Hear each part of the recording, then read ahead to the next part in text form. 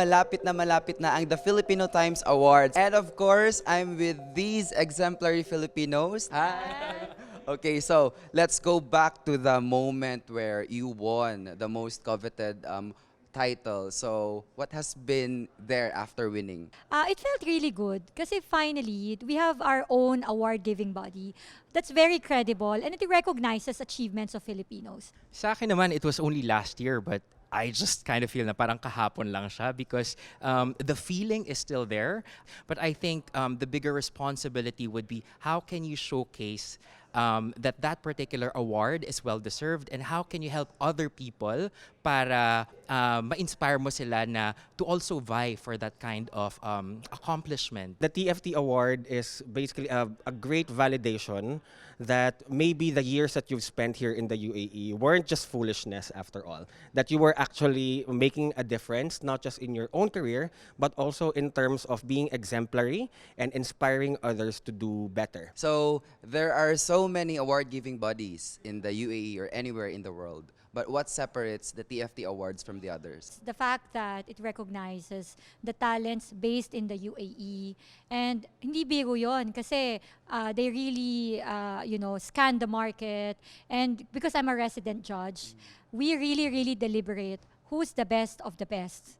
So, of course, as for me, I've won recognitions in other award-giving bodies. But those are of a different criteria.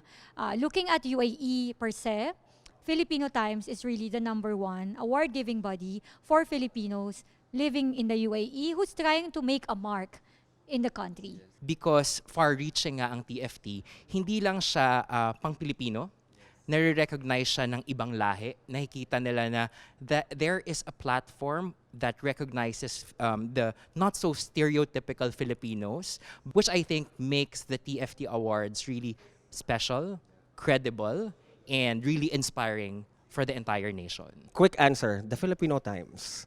And I'd venture as far as to say that there is no other institution in the UAE who is as, or at least a private institution in the UAE, who is as invested in the Filipino community as the Filipino Times. So it's that credibility, it's that authority when it comes to Filipino talent that really makes it so special. Kasi kapag nagkaroon ka ng TFT Awards, immediately, what that narrative says is that you are one of the best that the Filipino community here in the UAE has to offer. And that is a big vote of confidence. To come from a business as respected as the Filipino Times Award is such an honor. During the process of deliberation or during the completion of your requirements, When I saw like, my gosh, ang daming questions and serious ito. And also at the same time, yung integrity mo, as a parang nominee, you have to make sure that what you're saying there is really correct. Ngayon na judge na ako, sobrang this is my 3rd year to be a resident judge. Hindi biro talaga. As in talagang we go through every single thing, pati background information, may vetting, we talk amongst ourselves. Hindi pala biro to. And then they gave us, I think, a list of 15 requirements, questionnaires, documents to submit. Sabi ko, nag-apply ba ako ng visa or residency dito? I think the TFT team is not making it hard for the sake of making it hard, but it really stamps that, legitimacy and credibility that once you're nominated, once you win, for example, then it's really a stamp that would legitimize your title and your accomplishments here in the UAE. I spent like 3 whole days processing the entire thing. At the end of the day, the people who are vetting this know what's up, they are smart, and they would know if you're just doing this, to like basically trump up your own achievements and not necessarily because you can do something with the award.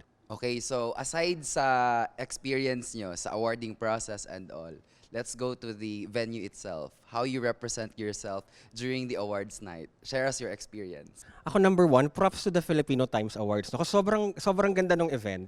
Nakakataba ng puso na makakita tayo ng ganong event na inalay lang talaga specifically for the Filipino market. Ang sarap tingnan, ang bango amuyin.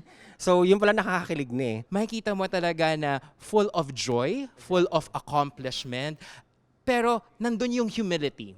Hindi siya pataasan, hindi siya payabangan, pero nandun yung humility ng celebrating the success of each other. Tsaka yung parang, can you pinch me? Is this happening right now? Na I could really see them going up from the red carpet all the way to the stage. Nagba-blush sila. Tapos parang mixed emotions na, is this really happening? It's a start of a great new journey, a new platform na sana i-take advantage nating lahat, not only for ourselves, but for the entire community.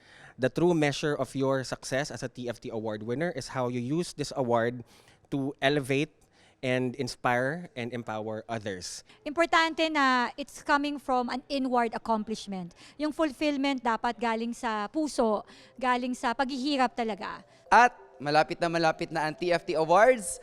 At abangan nyo po ang aming mga pasabog ngayong November sa The Filipino Times Awards 2019.